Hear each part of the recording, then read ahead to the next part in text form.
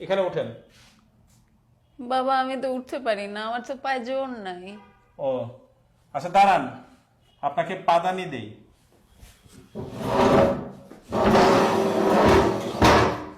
এখানে পা দেন। এখানে পা দিব মানে?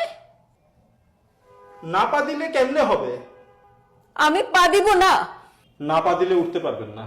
এখানে ওঠার জন্য পা দিতে হবে কেন? আপনি না পা দিলে উঠবেন কিভাবে? উঠতে হলে এখানে পা দিতে হবে? অবশ্যই পা দিতে হবে।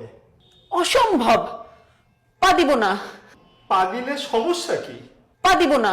আরে আজব তো, আপনাকে পাদানি দিয়েছি, আপনি পাদানিতে পা দিবেন না? আর আপনারা কি পাদানি পাদানি শুরু করছেন?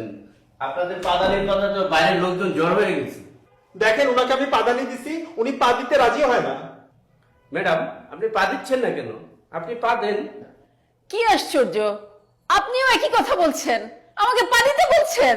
ম্যাডাম আপনি না পা দিলে উঠবেন কি করে?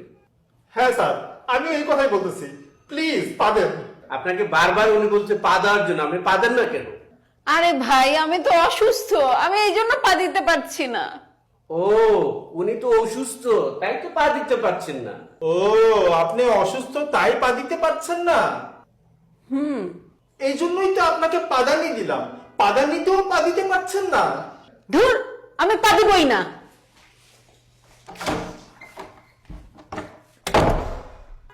কি হলো, উনি পা দিল না কেন? পা দিলে পা দিক, না পা দিলে নাই। দিয়েছিলাম পাদানি, উনি পা দিতে পারেন নাই।